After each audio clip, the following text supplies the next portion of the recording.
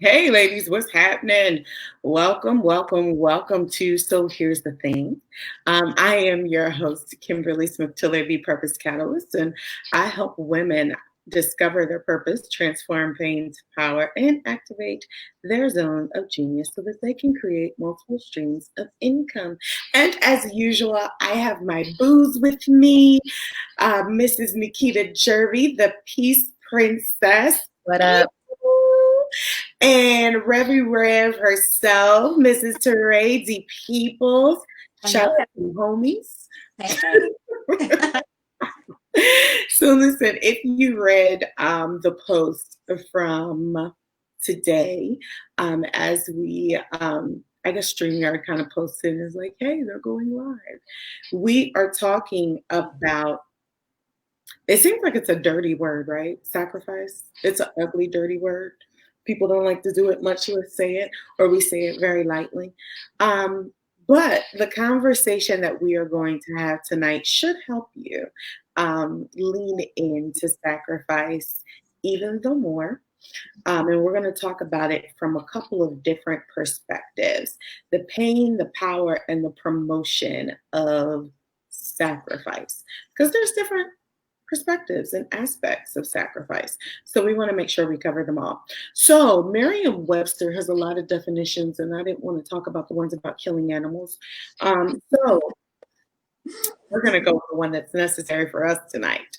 The destruction or surrender of something for the sake of something else. Something given up or lost. And it kind of hit me that, I thought it was harsh. So I was talking to the girls and I was like, it just seems so harsh and so brute, so barbaric, right? And I mean, just the destruction. But then when I thought about it, I guess when you think about it in terms of how we handle sacrifice, it's a little different. So I know right now, especially when coaching clients, they make huge sacrifices. And no, I'm not just talking about the investment to work with me, but they make a sacrifice to go from one level to the next.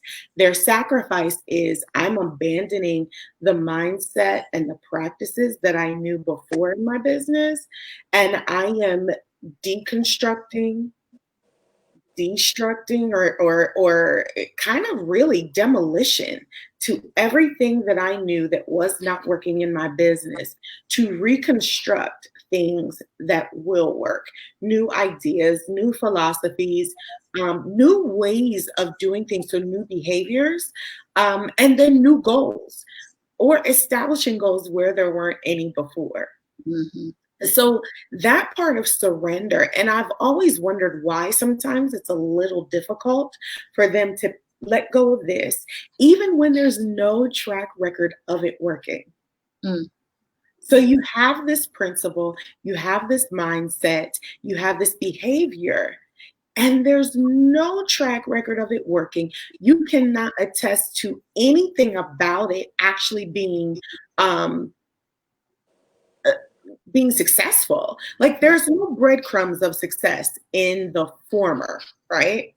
But yet there's always a problem with the surrender. There's always a problem of letting it go. There's always a problem of the destruction of it. And once we start talking through, then they're like, oh, so I have to, and sometimes it's just the things that you say. Like some of my clients have said, I'm not tech savvy. And I'm like, the devil is a lie, and so are you. Mm.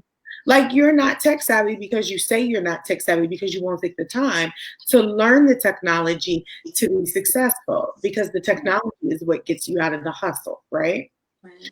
So it's about setting up new ways of doing, but it's the destruction of the old, the destruction of the unsuccessful, the destruction of things that just don't work, inoperable, useless, worthless things, in order to leave that and pick up something that will, one, get you off the merry-go-round of Listen, here's the thing. I'm going to create, post, and pray that somebody clicks on this link. I'm going to tell 76 people in my post to say, "Oh, look at my thing, look at my thing," instead of real marketing, right? So it's the letting go of that Mm, and picking up the things that will streamline, automate, systemize your business so that you have more time to do what you were purposed to do Mhm. and spend less time doing the things that really ain't nobody paying no attention to anyway. Right? yeah. And then even when you think about it from a purpose perspective, we abandon the identity that either one, someone gave to us, two, we created, or we picked up from pieces along the way. And we let that go to walk in the identity that God created us to be in, Mhm. who He called us to be, who He shaped us to be, who He created us to be, who He formed us to be, before everything else was even formed. So a lot of that has to do with destruction and then relearning, letting go. And that's why I kind of just tell this, let it all go. Mhm. It don't work. And it ain't worth it. Just let it all go. What y'all think? So, so as you were talking, all I could think about is my purpose. Walking women out of unforgiveness into the freedom of peace, and how unproductive and like bad, for lack of a better word, unforgiveness is, and how stuck you are, you know what I'm saying? How you really have to let that go. You have to sacrifice that identity of being mad, holding on to this grudge of whoever hurt you, whatever, to be able to turn a new leaf and walk into a place of forgiveness, a place of peace. You know what I'm saying? And that is a process, and that is painful when, Yeah. especially if that person ain't never apologized. You know what I'm saying? It is painful to let those things go, but it's so worth it. You know what I'm saying? It's so Yeah. worth the sacrifice, and even the definitions that you're saying, require some type of death, some type of slaying on the altar. That's exactly what it is. You know what I'm saying? That is exactly what it is. You are killing that thing. You are killing that thing that has been holding you back, that has been keeping you bound from, where God has you, whether it's purpose, whether it's freedom, whether it's peace. You know what I'm saying? So understanding that sacrifice does mean killing some things. Yeah. Mm. Yeah. Yeah. Oh, That's so true because when you were talking about your clients, Kim, and how they are sacrificing their time and they're making that sacrifice of the finances of investing into themselves. It's just like with my empowerment ladies. They are sacrificing 6 weeks of their life to come together and Yeah. to really delve into those issues that are preventing them from moving forward. So they have to die to the idea that it has to be this way. They have to die to the idea that I can't move forward. You have to die to the idea that this is all it's just, I'll never be able to have anything beyond that. And so it is a death. Sacrifice is just that.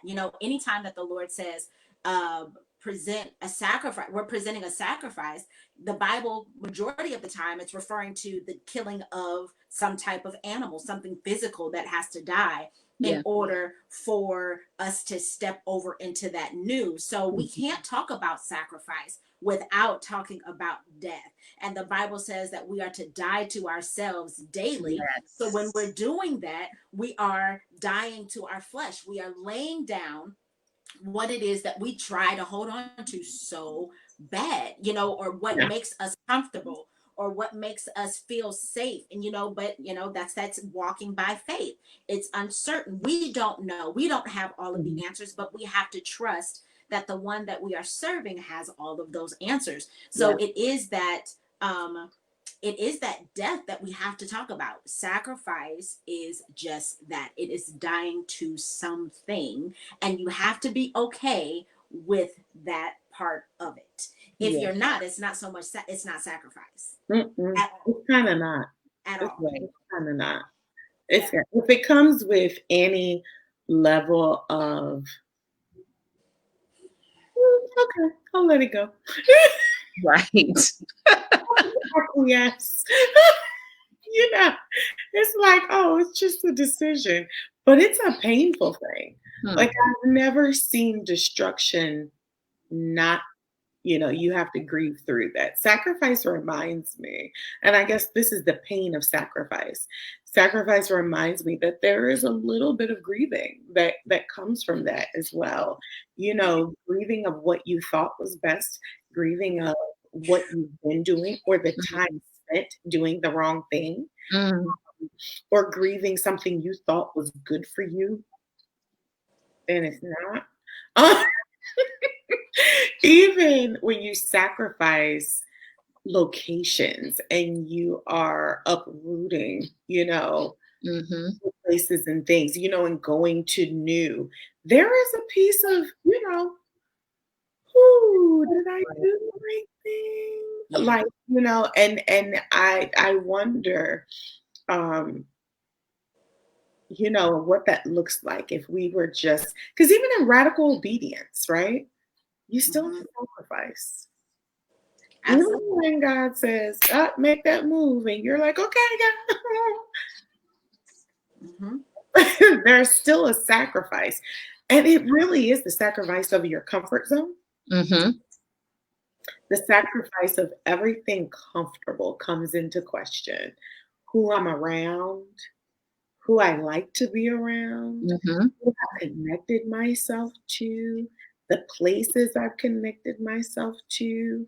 Just everything takes this huge shift and becomes the pain of sacrifice because it's a process. You go from step to step to step. But in that sacrifice, I wonder what that would look like if we fixed our eyes knowing the end was much greater Mm. than where we were currently. So let's talk about that from the power of sacrifice, because there is a power to laying something down, closing the book on something, shutting down the chapter, closing the door. There is a power in that. Yeah. So let's talk about that. Teray, what do you find to be the power of sacrifice? Wow, the power of sacrifice is the ability to bring your flesh into subjection. That's power. Because really, Yeah. You saw a deep breath. I'm just going around. when you talk about sacrifice and you talk about immediate obedience, right? Immediate obedience. You talk about saying, okay, if this is what you want, God, that's what I'm going to do. Yeah. Even though you already know that it's not what you want to do, but you're trusting the one who can do it better than you. Okay. Mm-hmm. So I know that he has a better idea. I know that he has a greater plan. I don't understand it all. I can't see it all. I don't know what the road is going to look like, but God, I trust you. And in that, in the fact that I can say, Teray, this is not about you. God, not my will, but your will be done. That's power, right? And that's me that's me being the example of my elder brother. It's me being the example of Jesus, right? Following his example. If he can walk and he has to carry his cross, okay, God, I can walk and I can carry mine. But I really do believe that that's the greatest power, is the power to be able to say, okay, God, this is what you want. That's what you're going to get. And my flesh has no say in it. Keita, what you saying about this? Because I see that head shaking, and I think that lines in the forehead means there's something coming on. What's happening, Peace Princess? What's happening? I completely agree with Teray. However, what I was thinking is the ability to refocus. You know what I'm saying? So when you have, your fingers in front of you, you're looking at your finger, everything behind it is blurry. You know what I'm saying? And so when God gives you the ability to stop staring at the finger, stop staring at the negative, stop staring at what's behind or all the whatever, and see, like, even if it's just blurry, like see a glimpse, like he'll give you a glimpse. He'll give you, like, you know, an assurance that you're on the right track, to even be able to see that there's something ahead. You know what I'm saying? So that for me is what was empowering, to know that this finger is not all that exists. You know what I'm saying? So much more. Yes. So much more, you know? Yeah. I was thinking, Tere, while you were talking about the power of sacrifice, what if we changed our perspective to knowing, not just saying, but knowing deep down inside that the power behind sacrifice really lies in the faith that we have, that what is on the other side of my yes was beyond my wildest expectations. Yeah. You know, the power of living in that faith in the middle that haunts the decision-making process, that haunts if you really heard God, that haunts if you chose the right person to help you get to the next level. So the decision to even pick up a mentor, the decision that you moved to the right church, the decision that you made to follow God despite what everybody else said, the decision to abandon people, places, and things, the decision to abandon your old life and to get to the new and abundant life. What if the power of sacrifice lied in the faith that we said we have when it comes to material things? The power, you know, I can't wait till your next paycheck, baby, need a pair of shoes. Geez, I'm gonna need a new car. Geez, my house needs some fixing. You know, ooh, geez, that gift card would be great. Ooh, geez, I want that Benz. But literally the power of sacrifice for right living, for character building, to get through the middle. When everything seems quiet, silent, you're not really sure what's happening. You know, when it seems like all hell done broke loose and you're like, but I said yes, though. You know, after he questions and says, but will you trust me? And you say yes. And then boom, the lights go down. They flicker first, right? And then they go down and it's dark. But I said yes, though. So the power of sacrifice is knowing that my yes is still my yes. I'm still going to do it. I'm still going to go through it. What about the power of sacrifice of not turning back? Yeah. Like, you know, honestly, okay. I feel like I mention this every time I come on. You know, we talk about my recent process of the sacrifice of saying yes and letting go of praise and worship and moving forward and, you know, all of that. And he sets it up in a way where you can't go back. So there is no turning back, right?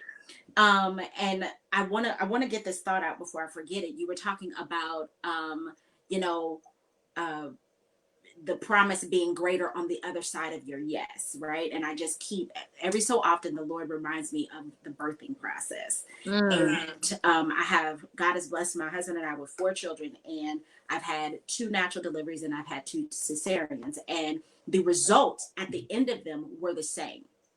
It was a baby. And in one scenario, it requires you and your effort. Okay. So you have one where you have the doctor. So the doctor is God. God is the doctor, right? And he's coaching you along the way. And he says, I need you to do this and I need you to do that. Okay, you're doing real good. I need you to push right here. I need you, don't push just yet. I got you. And he's talking you the whole way through. And then you deliver this baby. And then he takes you through another process where he just calls you to lay on the table. While you're laying on the table, he's doing all of the work. But here's the thing. If you've never had for those of us who've delivered and had cesareans, you know that there's a curtain over you. You don't know what's going on the other side. You can't feel anything. You can't see anything. No one is speaking to you. It's just you. And I think it's so interesting how when you are laying on that table, they have you laid out like you're on a cross. You are laid out on a cross. Your arms are on the side of you. and the doctor, he's doing all of the work, and he doesn't need your opinion. He doesn't need to know anything. He doesn't need to know, if you feel anything, because he has removed all of the pain. Come on, God. He's removed all of the pain and all of the frustration that comes with birthing. At the end, there's still this baby. Yes. So he's still giving birth at the end. Two totally different scenarios. But God still is leading and guiding and orchestrating it all. And at the end of it, the doctor walks away from the scene, and then you get all this attention. You get the baby, And so it's the same thing with us when we are sacrificing, when we say yes to him. Sometimes our yes is going to require him to coach us through it. Sometimes our yes is going to require him to speak. Come on, baby. Yes, go this way. Turn this way. Yes, I'm down here at this road. I need you to go talk to this person. But then sometimes, and I feel like that's the season I'm living in right now. Sometimes you're in this season where he was, I'm taking care of everything. I just need you to show up and be in the room. And you lay still and you watch me bring forth this. Come on here. Yeah. Oh my God. Is there a microphone next to you that you'd like to drop? Yes. I think I spoke to a lot of different people. I mean, I am so doggone serious about that. Yeah. Ooh. Okay. So with that being said, so we've talked about the pain. We've talked about the power in it all. And I mean, because you brought that right on home. Thank you so much. But then the promotion of it all, when you get to the promise after the sacrifice. Keita, talk to us a little bit about you inheriting the promise beyond your sacrifice. Why do I feel like I'm going to need a tissue? No, don't, because I don't like people that cry on TV and. I don't like. No, you know what? So, after you go through all of that, and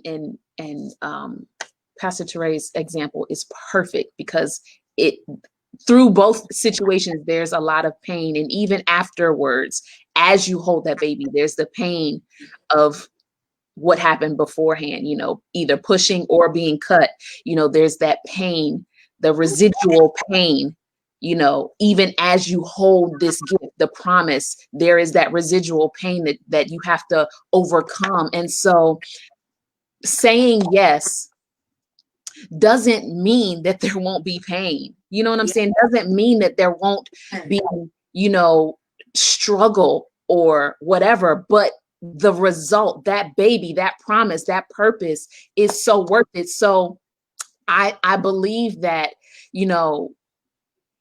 like the shalom that God gives us, not just peace in what we understand it as, but the shalom that God gives us is beyond our, like he says, it's beyond our comprehension. Like we can't even understand it.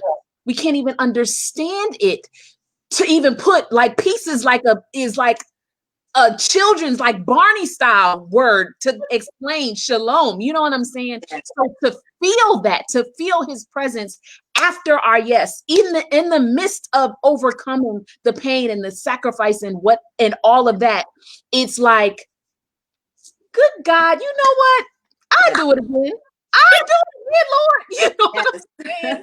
And so you sit in this place where it's like, God, I thank you, because it makes you again appreciate his sovereignty. You know what I'm saying? Like you really be knowing what you're doing, Lord. You know what I'm saying? Like you done wrap this whole thing up in a, it may not be the prettiest present, but good God. Yeah. you know? Yeah. It does make it worth it. It makes you say sacrifice is well worth the yes. The middle is a little scary, makes me a little hesitant. The middle is a little tough. Yeah. But knowing that I can get through it and then see my promise on the other side, knowing that I can walk through and it's not going to kill me. I'll see the other side. It's just not a promise that I can't inherit, but those behind me will. But I get to see the promise on the other side. And I think that is the one thing that makes me super excited in this season, in this moment of time, is that I get to see what's on the other side.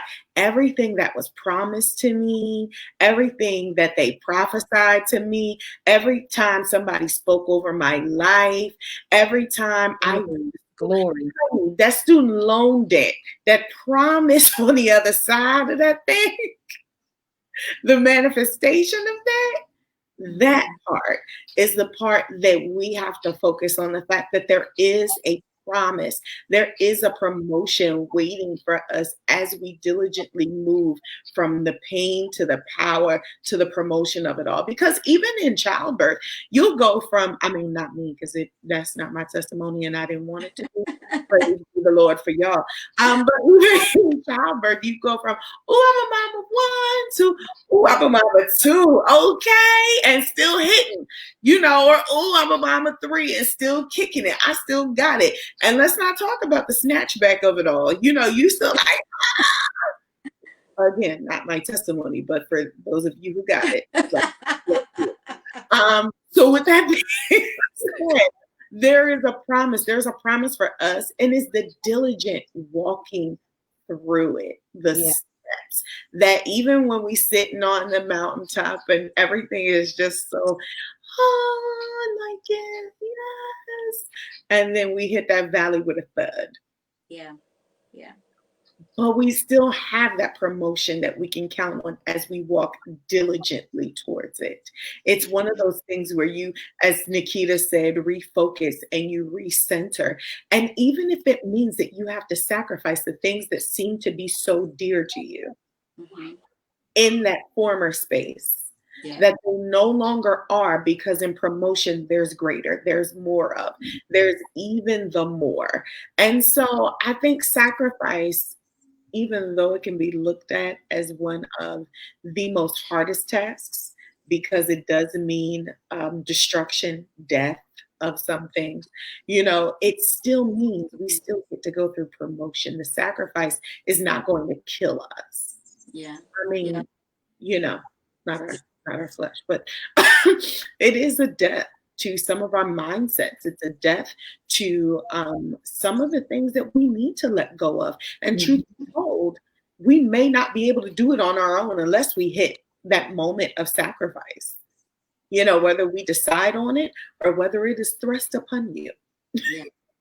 You know what I'm saying? Sometimes you have to let go, and circumstances force you to let go of some things. So what would you say to someone who's in the middle of sacrifice right now? Teray, what would you tell them so that they can continue, so that they'll be able to see the promotion of it all? I would have to tell them, don't waste what you've already done. Ooh! The moment that you decide that you're going to go back, it was wasted. And you put too much time, energy, effort, prayer. You done sowed too many seeds. Don't waste what you've already done. Like, don't lose out on the opportunity. I always think about Orpah, right? And the story of Ruth, right? She started out with Ruth and Naomi, right? And she had traveled a distance with them. And then Naomi looks at them and says, go back. And they said, oh, no, we're going to stay. They travel some more. And then Naomi says, but I don't have anything for you. Ruth clung to her.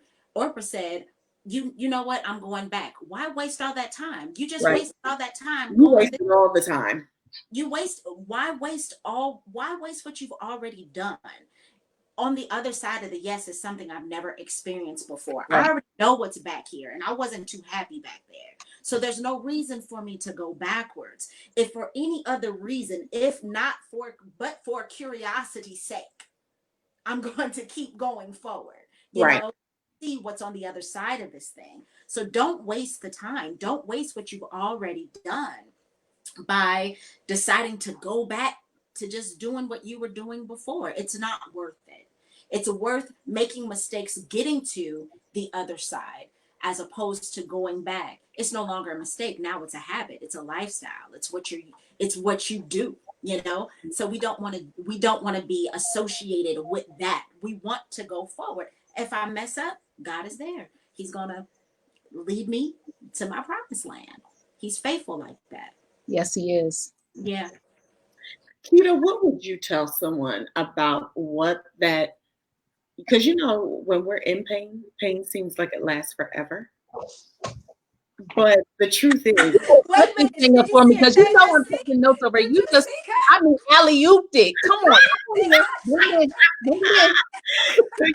Pain, when we're in it, seems to feel like it lasts forever, right? But it's literally like a momentary, fleeting moment that in our mind, it tricks our mind to believe that this is, oh my God, it's excruciating. It seems like it's taking so long. Why is the time slowing down? When in essence, it's a blip on the radar. What would you tell somebody who's currently experiencing that pain? Come on. Two things, okay? The first thing is one of the things that my girlfriend told me. The first, when I was pregnant with my first child, that I was able to like kill with my third baby. That second baby, but what I was able to kill with my third delivery is that it's temporary, and to bear down on it. Like going in with what Pastor Teray said, in childbirth or whatever. If you bear down on them contractions, it's going to make the process go faster. So stop fighting it. Stop resisting it. Bear down on the sacrifice. Bear down on what God is asking you to do. Bear down on it, and it'll come on. Stop fighting it because you delaying the inevitable, because you're gonna have to circle back around into this thing anyway. He's gonna bring you right back.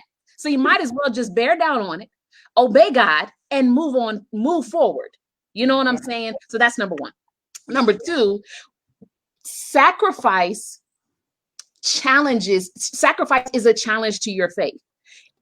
It is, and faith is the key to promotion, right? So if you're not being challenged in your faith, then you probably aren't going to be promoted. And all I can think about is Abraham having to sacrifice Isaac. Yeah.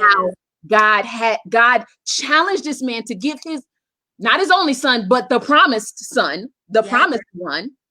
And you go all this way, and you got to be like, Lord Jesus, my heart is thumping and then you get there and no, God will. And if he did not take that boy to the top of that mountain, tie him down, he would have never understood that God is a provider. He would have never got to that promise of God being a provider for us, for his children. You know what I'm saying? So understanding that sacrifice is a key is a way to test our faith, which is the key to promotion. Yes. No, I didn't expect all this when we said this is what we were going to talk about. Come on. And I almost said, you know what, forget it. Let's just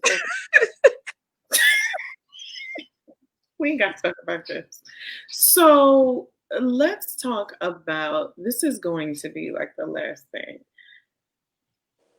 I feel like sacrifice lends itself, and how you handle it lends itself to you being promoted.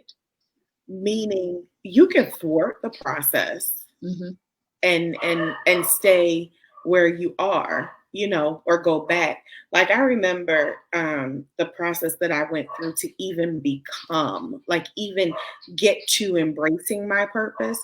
Yep, I don't know why my dog is hollering like this, but it was like, man, I don't know, maybe he's sacrificing something. He's feeling whatever. So I remember the moment, like the time I spent getting to being this Kim. And I remember that there were things that I had to let go. I mean, die. I mean, a horrible death.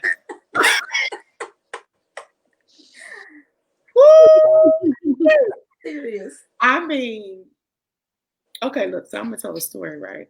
Mm-mm. I mean, look, you can't catch charges for past stuff. It was no crime committed. So I remember I was going through this process, and it was very arduous. It was very intense. And I had just come back from a court date, and I wasn't even home. I was like, you know what? I go to PetSmart and grab something from a dog, right?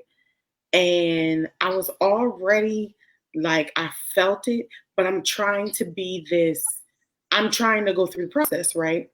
And it's painful. I'm in the middle. I'm saying yes to things I've never said yes to before. I'm having to literally feel my character being rearranged and my personality being shifted, and who I am, and the realities of the Kim that I created and the Kim that God created. Totally different things, right? And I remember I was in a PetSmart shopping center, and baby, the way I picked up old Kim so quick to handle a new situation. I mean, I wasn't even paying attention. Like, it was almost like I snapped back into time and became old Kim in like 20 seconds, and turned around and was like, what happened? Well, this lady literally blew on me, almost hit me like head first. I'm in my car. She almost rammed into the front of my car, trying to hurry up to get out the parking lot, and then put the car in reverse and proceeded to give me the finger and cuss me out through her windshield. And the problem was, old Kim was always like, well, we don't do windshields, we do face-to-face stuff.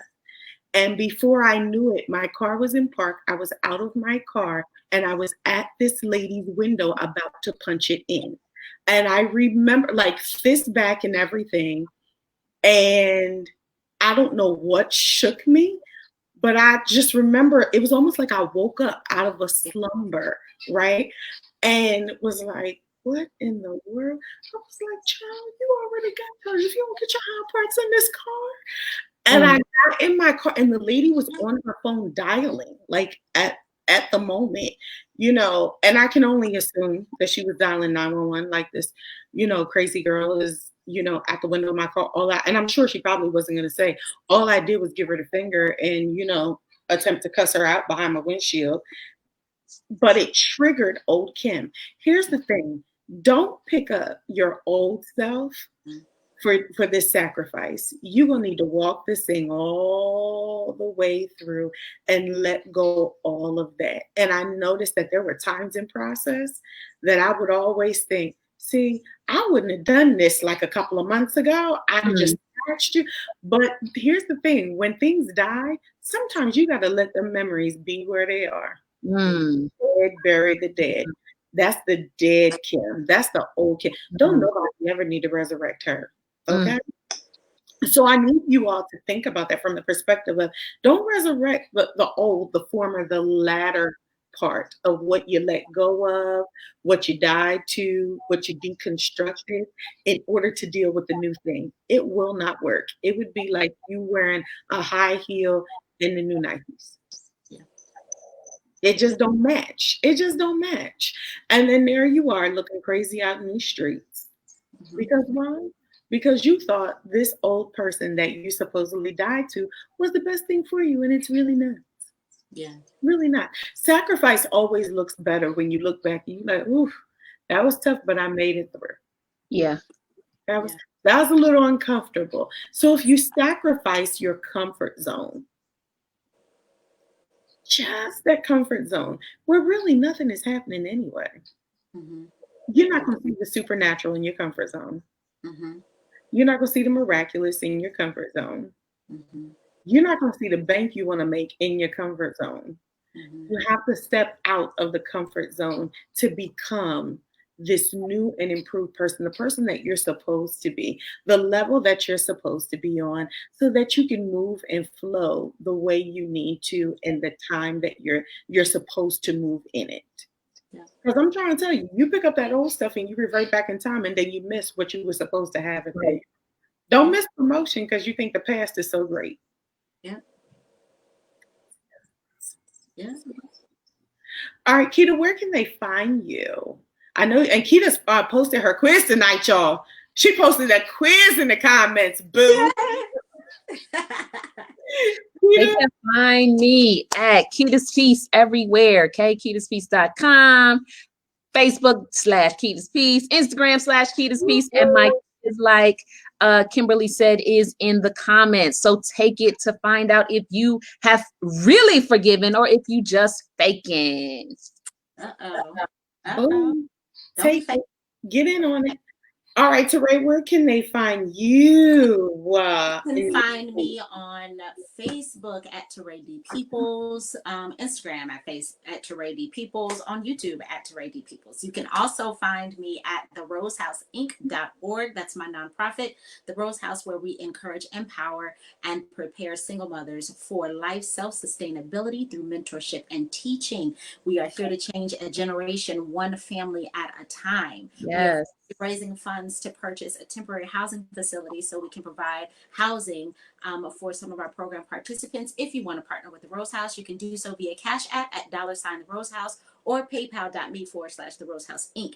That is also in the comments below. Right now, our Empowerment Masterclass for our Empowerment Mentorship Masterclass for the month of August is closed. We are full. We are at capacity. The class will be in October. So if you want to hear more about that, please go over to therosehouseinc.org and just stay connected, and more updates to come. Okay. So y'all, we appreciate you for joining us, dropping your comments. As you already know, I'm Kimberly Smith-Tilley, the Purpose Catalyst. Listen, I dropped a link for a quiz. If you are not sure what your purpose is, feel free to jump up on the Purpose Archetype Quiz, take it, and then check your email, because there is a pretty special guide in your email that's going to help you discover your purpose and get on the email list, because in a couple of weeks, I am launching the Purpose Lab, and everyone will be finding out more about that on tomorrow. But if you're on the email list, you got a hint. You got a hint of it this week. So tomorrow we come in real hard at you, letting you know what the Purpose Lab is all about. All right, we are out of here. Remember, sacrifice. It might look painful, but let's walk in that power and let's get to the promotion of it all. Yeah. Bye. Bye. Bye.